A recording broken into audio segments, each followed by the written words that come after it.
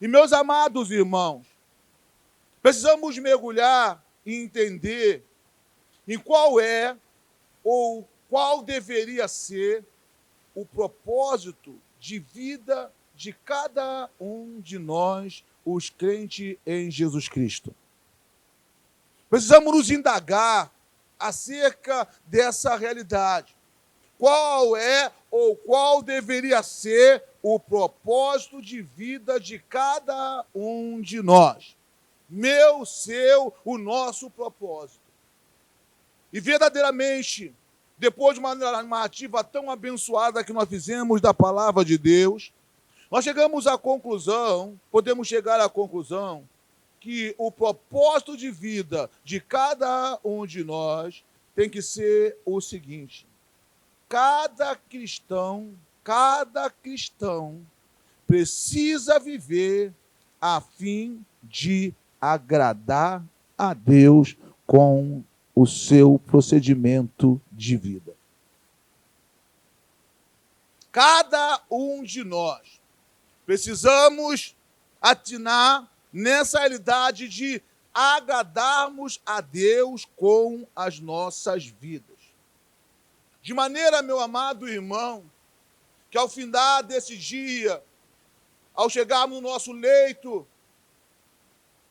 para dormirmos, fazemos a nossa oração e, ao fazermos a nossa oração, perguntarmos a Deus: Senhor, como foi o meu viver? Como eu vivi a minha vida nesse dia? Será que eu consegui arrancar prazer no teu coração? Precisamos ter essa postura, amados irmãos. E como pastor, nós podemos agradar a Deus com a vida que nós procuramos viver debaixo deste céu. Como nós podemos? Nós deveríamos ter um padrão de vida único, vamos dizer assim. Nós somos um corpo, somos um povo de Deus, deveríamos ter um padrão de vida único. E nessa dimensão, nós até poderíamos acreditar que estaríamos agradando a Deus. Mas, meus amados irmãos, a grande verdade é que cada um dos servos, cada um dos homens, cada uma das pessoas tem um padrão de vida debaixo deste céu. O meu padrão não é igual ao o seu padrão não é igual ao meu. Mas tudo que Deus espera com a vida que eu desenvolva, com a vida a qual você desenvolva, é ser agradado. Nós precisamos agradar a Deus. Atente nessa realidade que eu vou falar agora. Há algo que nós não podemos nos esquecer de forma alguma acerca da nossa vida. Há algo que nós não podemos nos esquecer. E o que nós não podemos nos esquecer? Não podemos nos esquecer que nós fomos formados. Deus nos formou tão somente para o louvor da sua glória. A cada dia da nossa vida, nós precisamos nos lembrar dessa nossa realidade. Olharmos para o espelho e chegarmos à seguinte conclusão: eu fui formado para o louvor da glória do Senhor Deus. Deus não me formou tão somente por formar. Deus me estabeleceu para que eu venha honrá-lo com a minha vida. Porque, meu amado irmão, se nós não estamos vivendo nessa condição de agradarmos a Deus com as nossas vidas, nós não estivermos vivendo com essa condição, nós precisamos tomar uma postura definitiva. Precisamos tomar uma postura de mudança, e essa postura rapidamente. Tomar uma postura de mudança rapidamente. E eis, meus amados irmãos, um livro Um livro onde estão registradas a vontade de Deus. Nós lemos aqui algo expressando qual é a vontade de Deus. E qual é a vontade de Deus? Qual é a vontade de Deus, irmão? Nós lemos ainda há pouco. A vontade de Deus é a nossa santificação. A vontade de Deus é que nós vivamos em santidade. Ao olhar lá de cima para nós, é isso que Deus espera ver em nossas vidas, a nossa santificação. Falamos desse livro. E o que esse livro nos orienta nessa noite? O que dizer de Paulo nesta hora para com as nossas vidas? Fizemos a narrativa e o que nós podemos abraçar logo de saída? Nós vimos, meus amados irmãos, que Paulo exortava os tessalonicenses. Paulo chamava aquela igreja que havia sido fundada, aquela igreja que havia sido estabelecida para honrar, para glorificar a Deus.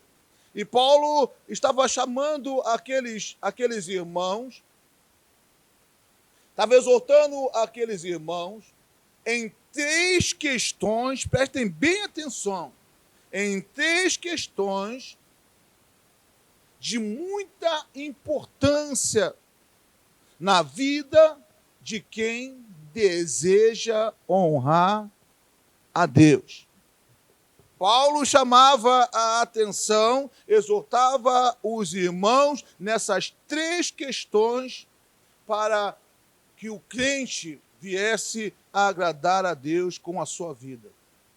E essas 3 questões que Paulo mencionava servia para os crentes honrarem a Deus nos dias os quais eles receberam esta palavra lá há 2000 anos atrás, servia para que eles abraçassem e honrassem a Deus, serve para que hoje nós abracemos e através de abraçar esta palavra venhamos a honrar a Deus nos nossos dias e servirá enquanto existia a igreja debaixo deste céu, essa exortação a qual Paulo fazia dessas 3 situações importantíssimas na vida do crente, estará servindo enquanto a igreja estiver debaixo deste céu.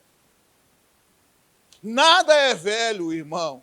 Nada é velho. A palavra de Deus, na palavra de Deus, nada é velho. Tudo que aqui está serviu ontem, serve hoje e servirá para todo o sempre. Para dirigir as nossas vidas. Olhamos e vimos as 3 situações que Paulo levantou e vimos que Paulo fala da moralidade sexual. Ah, pastor, a Bíblia fala também nessa área? Fala. Paulo falou para nós acerca da moralidade sexual, esse fator importantíssimo para a vida da igreja, para que a igreja venha padronizar, um fator importantíssimo Paulo falava para com os irmãos de Tessalônica. Tem mais? Paulo também falou do amor fraternal. A imoralidade sexual e o amor fraternal. Paulo falou que deveríamos abrir mão de um e abraçarmos outro. O amor fraternal, Paulo falou nessa realidade para com as nossas vidas.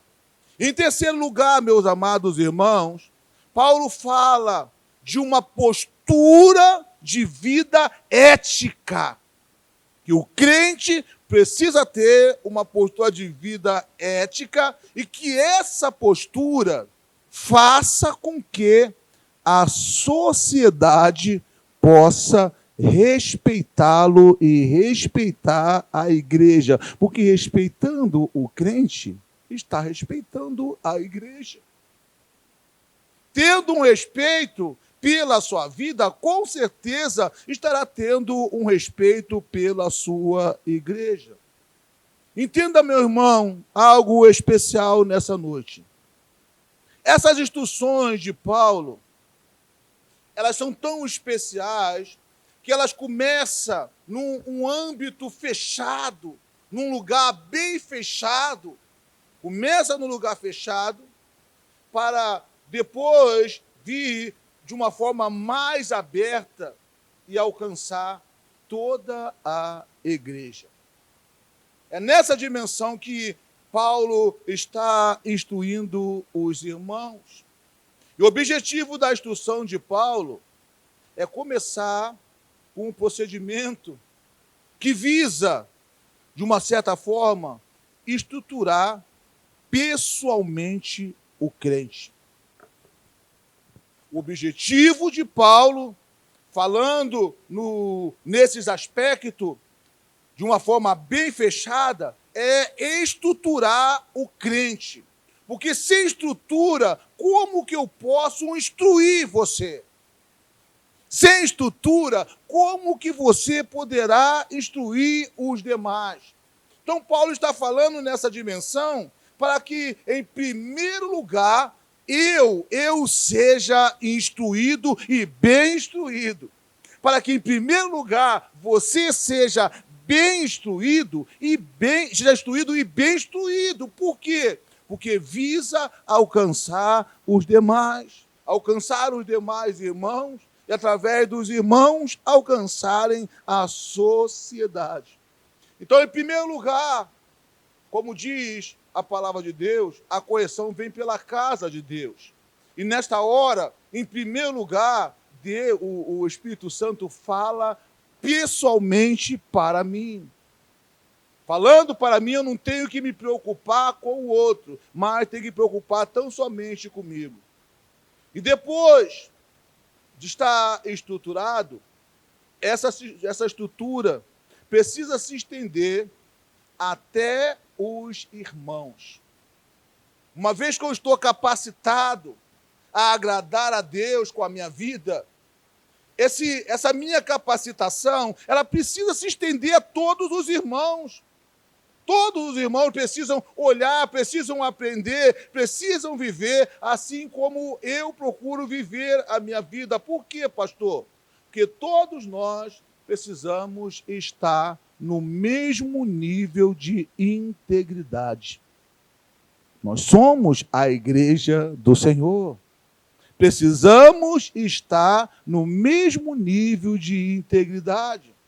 Então, Paulo trabalha primeiro na minha vida e através daquilo que foi acrescentado, que vai sendo acrescentado na minha vida, eu vou conviver no meio dos irmãos e vamos contagiando uns aos outros a viver a nossa vida de forma a agradar a Deus.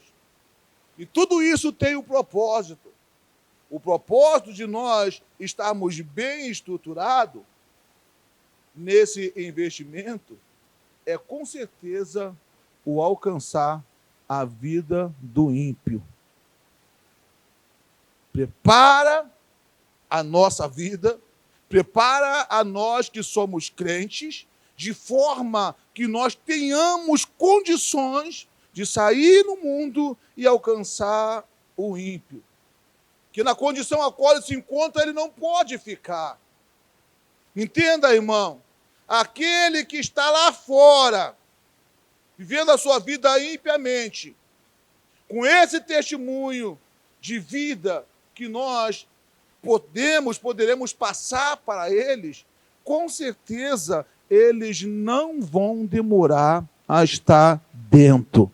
Agora estão fora, mas não vão demorar a estar dentro. Há no nosso meio, nesta noite, um número, vou dizer tão grande, mas um número especial de pessoas que já nasceram num lar evangélico. Já nasceram onde os seus pais né, viviam para Deus, procuravam viver para Deus. Isso é indiscutível. Mas também, irmãos, há no nosso meio, nesta noite, um número bem grande de pessoas que viveram essas realidades. Por que eu estou no reino de Deus? Por que eu vivo para Deus? Eu vivo para Deus porque eu aprendi com pessoas iguais a você. Com pessoas que viveram para Deus, que atentaram para a palavra de Deus, e os meus olhos contemplaram a minha vida, sentiu aquela realidade, e a partir daí eu também desejei viver essa realidade.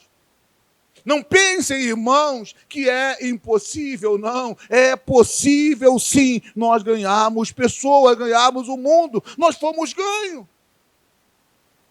Nós chegamos para o reino de Deus através de testemunhos, através da vida de pessoas. Então, por que pessoas não podem chegar também através do nosso testemunho? Você será um ganhador de alma para Deus, irmão. Você estará ganhando alma para o reino de Deus. Como, pastor? Se proceder de maneira a agradar a Deus com a sua vida. Por que Paulo fala da moralidade sexual em primeiro lugar? Tudo tem um propósito.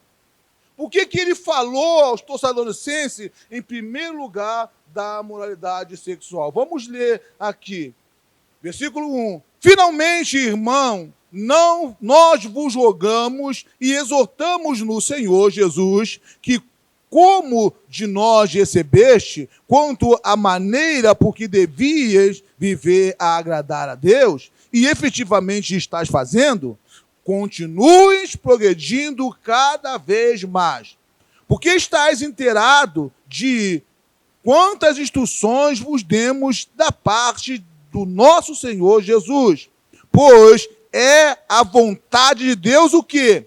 A vossa santificação, que vos abstenhais de quê? Da prostituição. Que cada um de vós saiba fazer o quê?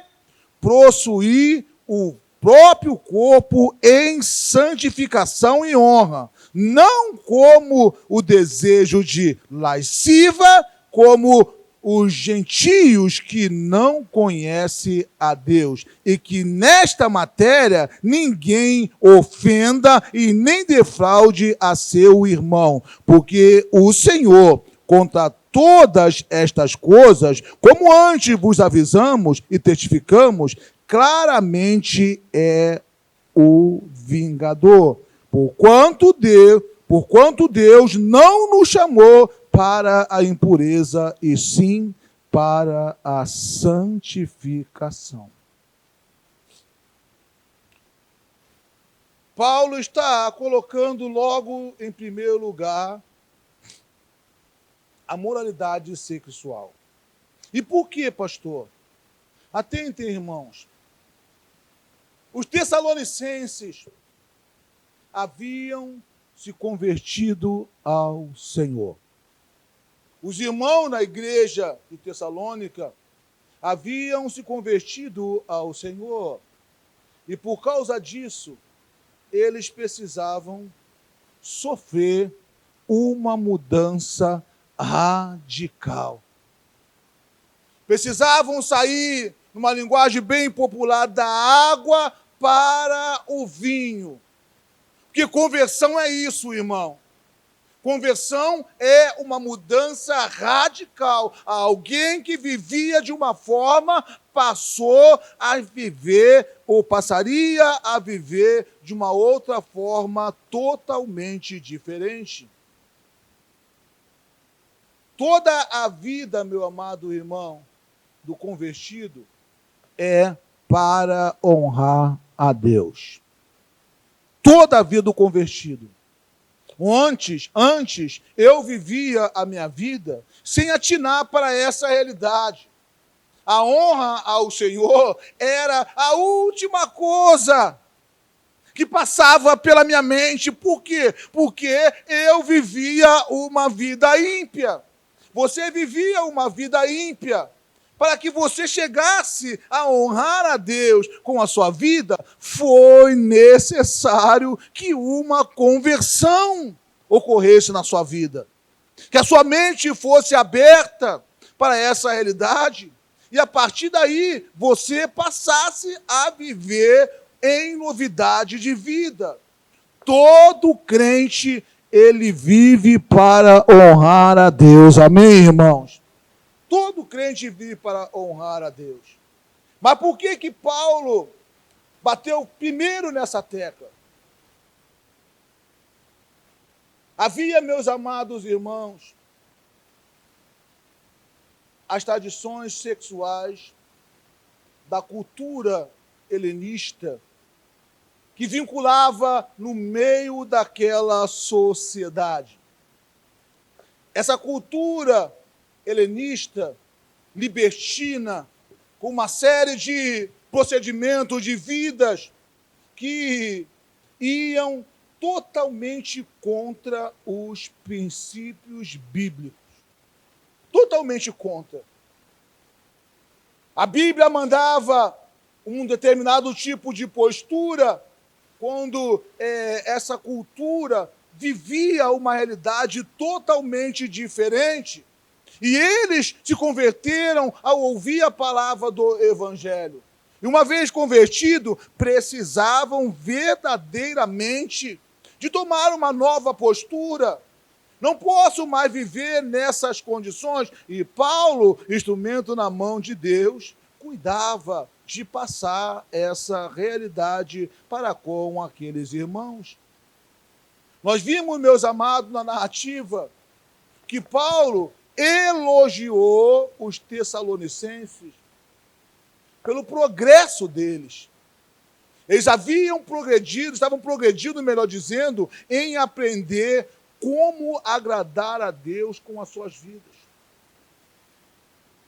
Entenda uma coisa. Em muitos casos, para agradarmos a Deus, nós com certeza desagradamos a homens.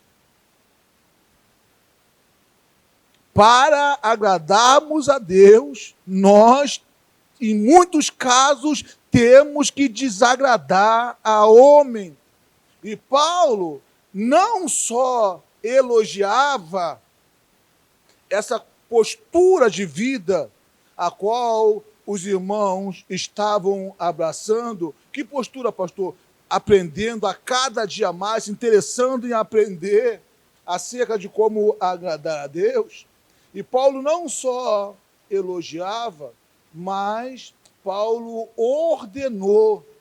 Paulo ordenava para eles que eles progredissem, que vocês possam continuar nessa batida, possam continuar nessa dimensão, aprendendo a cada vez mais que o que importa é que Deus seja glorificado. Não é a minha vontade, não é a sua vontade, não é o meu prazer, não é o seu prazer, mas o que importa é que Deus seja glorificado em cada uma das suas práticas. Amém, irmãos? Em cada uma das nossas práticas, que Deus seja glorificado. Havia uma necessidade de não tão somente aprender, mas de seguir aprendendo. Vamos ver Filipenses capítulo 3. Vamos lá. Filipenses capítulo 3, versículo 12 até o versículo 14. Olha só. Não é tão somente aprendeu e acabou, não. Olha só o que diz aqui. A soberana vocação. Não que eu o tenha já recebido, ou tenha já obtido o quê? A perfeição. Mas o que eu faço? Prossigo para conquistar aquilo para que também fui conquistado por Jesus Cristo. Irmãos, quanto a mim, não julgo havê-lo alcançado. Mas uma coisa eu faço, esquecendo-me das coisas que para trás ficam e avançando para as que diante de mim estão, prossigo para o alvo, para o prêmio da soberana vocação de Deus em Cristo Jesus.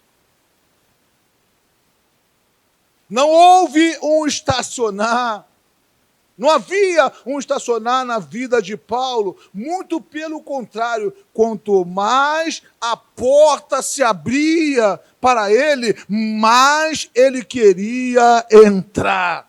Quanto mais o conhecimento dele ia se ampliando, mais ele buscava conhecer mais e mais da vontade de Deus para com a sua vida. Entendam, irmãos, por que Paulo fazia isso? Paulo fazia isso porque ele não era complacente. Não era complacente com aquelas pessoas, com aqueles irmãos, com aqueles ímpios que ali estavam.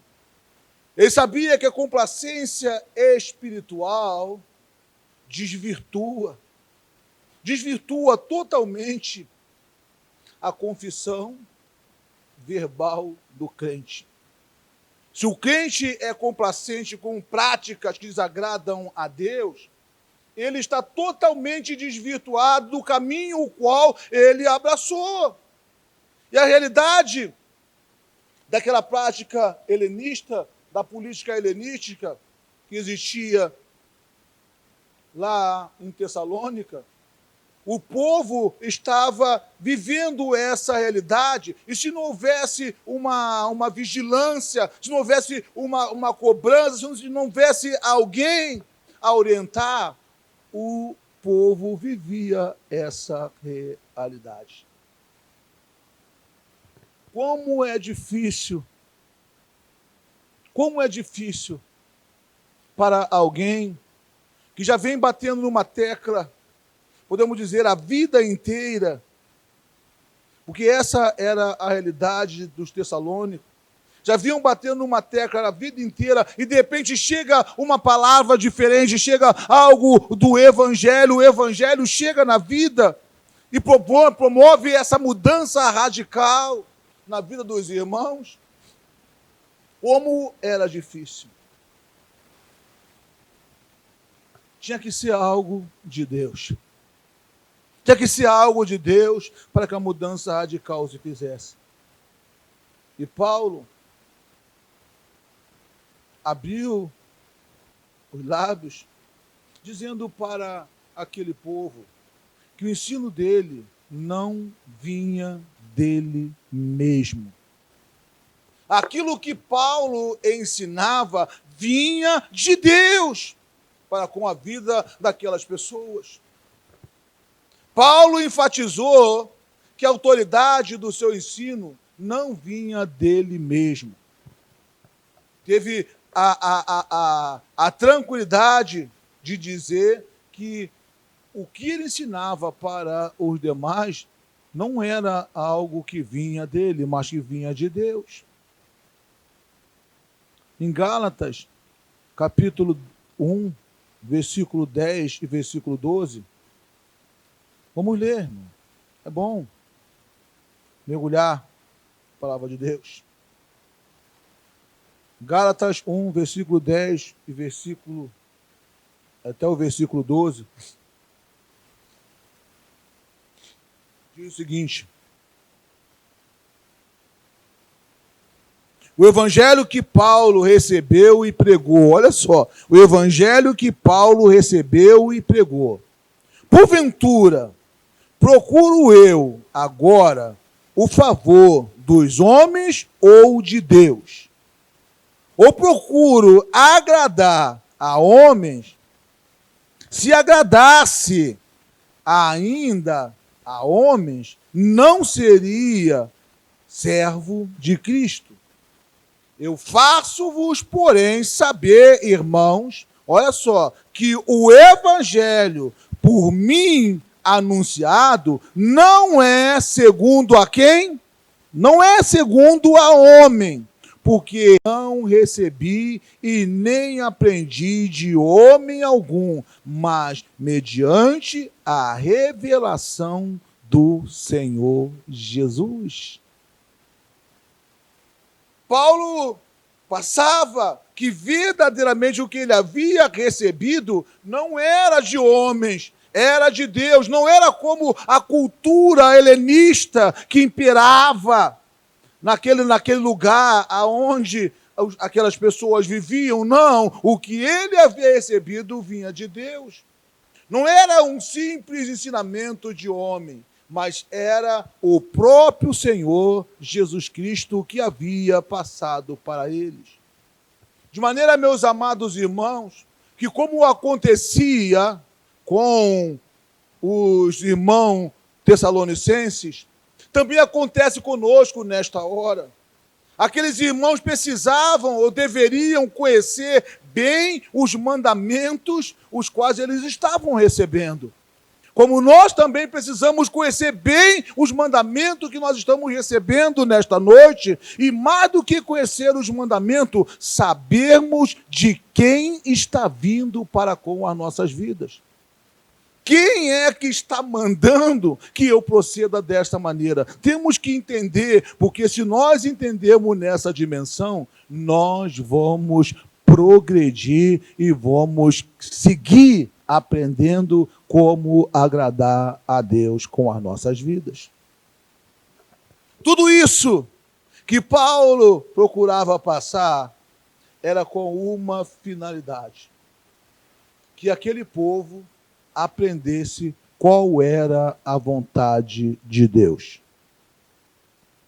A vontade de Deus não era que o povo fosse rico, tão somente. Não era que o povo fosse saudável, tão somente.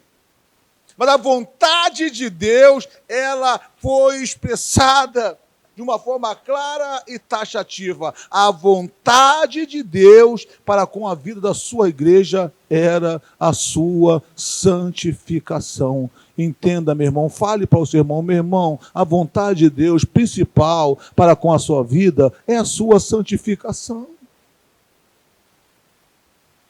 Entendeu, irmão? O que Deus espera para nós é que nós sejamos santos.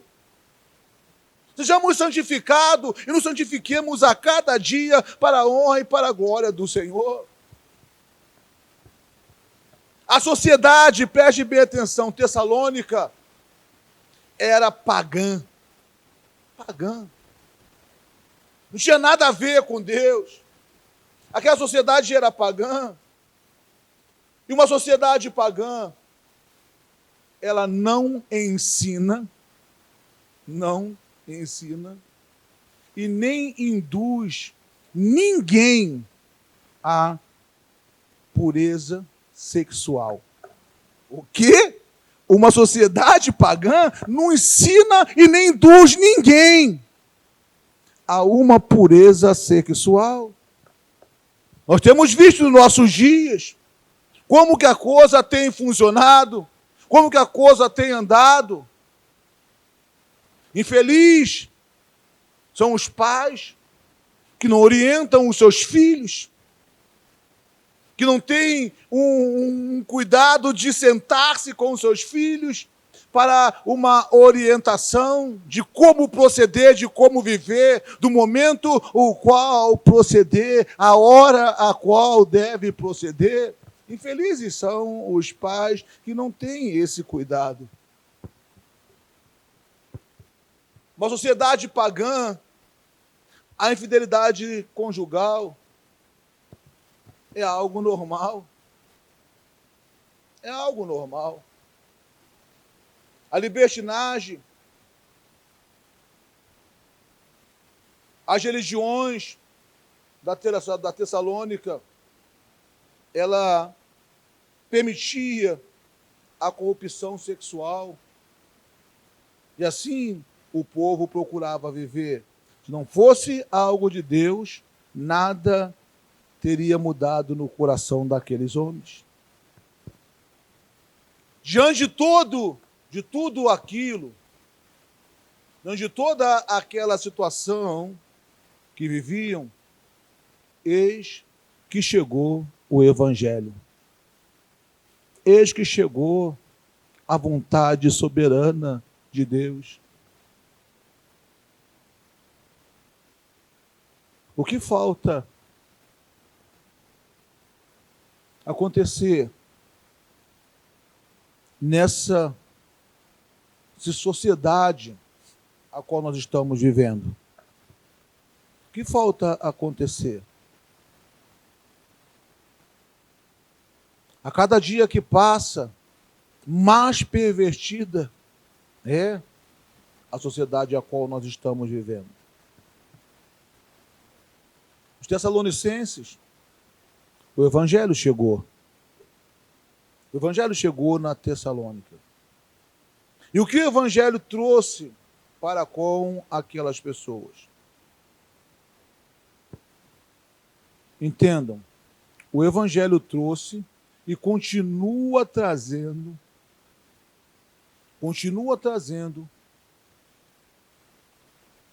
uma moral segundo a justiça de Deus. O homem tem aprendido a viver segundo a vontade de Deus. Os relacionamentos sexuais ilícitos que afetavam as pessoas já não têm mais prazer nos nossos corações. Como já não tinham mais prazer no coração do Tessalonicense, também não tem mais prazer em nossos corações nos nossos dias. É algo tão maravilhoso, tão especial, mas da forma a qual tem sido vivido, não tem mais prazer nos nossos corações. E a segunda realidade que abençoou ontem, que abençoa hoje e que vai abençoar enquanto a igreja existir é a prática do amor fraternal. Paulo condena a imoralidade sexual e absorve para a igreja o amor fraternal. Que como estava em baixa a moral sexual, estava em alta a cada vez mais longe o amor fraternal. E com relação ao amor fraternal, nós vimos que Paulo já tinha um exemplo, já tinha dado um exemplo de como o amor fraternal era importante no seu próprio ministério. Paulo já tinha mostrado para os irmãos como era importante esse amor fraternal. Nós vemos aí em 1 Tessalonicenses capítulo 2 agora, vamos ler todas as narrativas para entendermos a pregação. Paulo já tinha mostrado para eles a importância do amor fraternal com a sua vida, dando testemunho da sua vida. 1 Tessalonicenses capítulo 2, do versículo 1 até o versículo 12. Vamos ler. O proceder do apóstolo Paulo e seus cooperadores na evangelização de Tessalônica. Porque vós, irmãos, sabeis pessoalmente que a nossa estada entre vós não se tornou infrutífera, mas, apesar de maltratados, olha só, tinham sido maltratados e ultrajados em Filipos, como é do vosso conhecimento, tivemos ousada confiança em nosso Deus para vos anunciar o Evangelho de Deus em meio a muita luta. Pois a nossa exortação não procede de engano, e nem de impureza, e nem se baseia em dolo. Pelo contrário, visto que fomos aprovados por Deus, a ponto de nos confiar Ele o Evangelho, assim falamos, não para que agradássemos a homens, e sim a Deus, que prova o nosso coração. A verdade é que nunca usamos de linguagem de bajulação, como os sabeis, nem de intuito gananciosos. Deus disto é testemunha. Também jamais andamos buscando glória de homens, e nem de vocês, e nem de outros. Embora pudéssemos, como enviados de Cristo, exigir de vocês a nossa manutenção. Todavia, nos tornamos carinhosos entre vós, qual ama e acaricia os próprios filhos. Assim querendo-vos muitos estávamos prontos a oferecer-vos não somente o Evangelho de Deus, mas igualmente a própria vida. Por isso que vos tornaste muitos amados de nós, porque vos recordais, irmãos, do nosso labor e fadiga, e de como noite e dia labutamos para não virmos a custar de nenhum de vós proclamarmos o Evangelho de Deus. Vós e Deus sois testemunha do modo por que piedosa, justa e irrepreensível procedemos em relação a vós outros que credes. E sabeis ainda que maneira como Pai a seus filhos, a cada um de vós, exortamo-vos, consolai-vos e admoestai-vos para viverdes por modo digno de Deus que vos chama para o seu reino e a sua glória.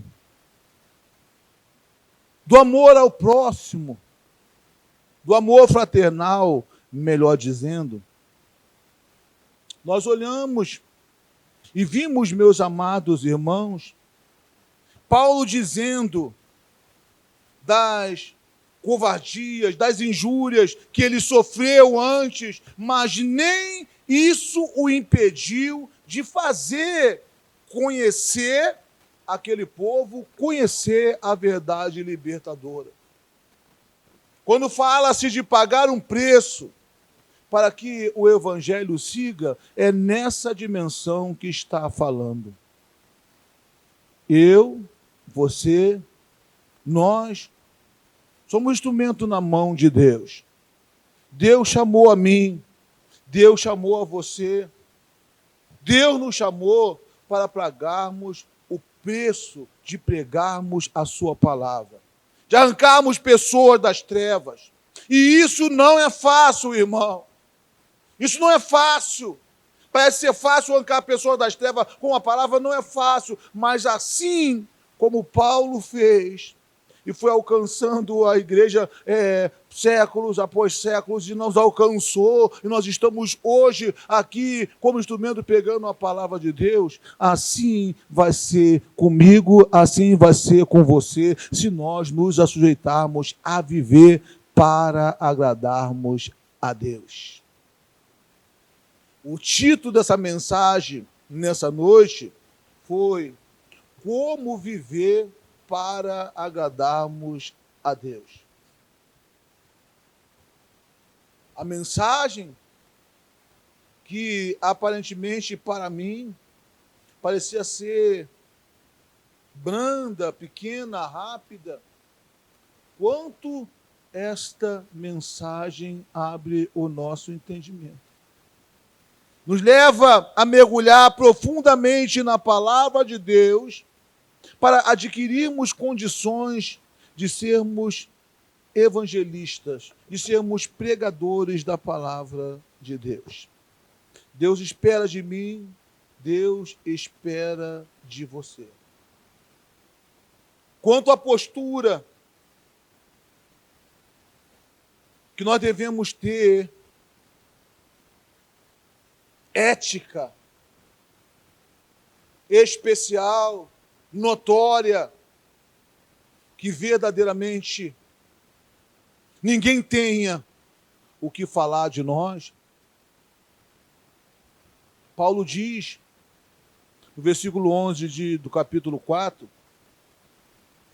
e a diligenciar-de por viver tranquilamente, cuidando do que é seu e trabalhando com as próprias mãos, como vos ordeno, de modo que vos porteis com dignidade para com os de fora, e nada venha a precisar. O processo que iniciou com apenas era algo pessoal. A exortação de Paulo era algo que, mesmo sendo falado para muitos, como está sendo nesta hora, mesmo sendo passado para muitos, é pessoal. É algo que nós recebemos e abraçamos em nossos corações. E a partir daí, começamos a praticar, a colocarmos em prática e vamos nos contagiando uns aos outros com aquilo que nós aprendemos. De maneira que aquele que encontra dificuldade para entender, para assimilar e para viver, começa a entender o que está sendo veiculado no meio do corpo. E uma vez o corpo estruturado, essa estrutura sai da igreja e vai lá para o mundo. Vai lá para o mundo. Vai lá para o mundo mostrando como Deus deseja que procedamos debaixo deste céu. Amém, irmãos? Amém, irmãos? Possamos verdadeiramente nos portarmos de maneira que agrademos a Deus com a nossa vida. Algo possa ser prazeroso para você. Algo possa ser igual para com a sua vida. Mas será que agrada a Deus? Será que esse algo prazeroso, o qual está sendo veiculado, está sendo vivido pela minha vida, agrada a Deus? Cada crente foi estabelecido para viver agradando ao Senhor e Salvador Jesus Cristo. Que essa seja a sua postura. Que essa seja a sua condição de vida. Mesmo que venha trazer desprazer para o mundo, mas que venha trazer prazer para Deus, a sua condição de vida, irmão. Que Deus possa abençoar as nossas vidas, possa abrir o nosso entendimento, para que continuemos a progredir. Paulo enfatizava a vida dos Tessalonicenses pelo progresso que eles tinham obtido, mas incentivava a eles a progredir. Continue a progredir, irmãos. Principalmente você adolescente, você jovem. Continue progredindo no caminho de Deus. Por mais fantasioso que possa ser o caminho do mundo, não chega nem perto daquilo que Deus tem para com a sua vida. Precisamos progredir, aprendendo a viver para Deus.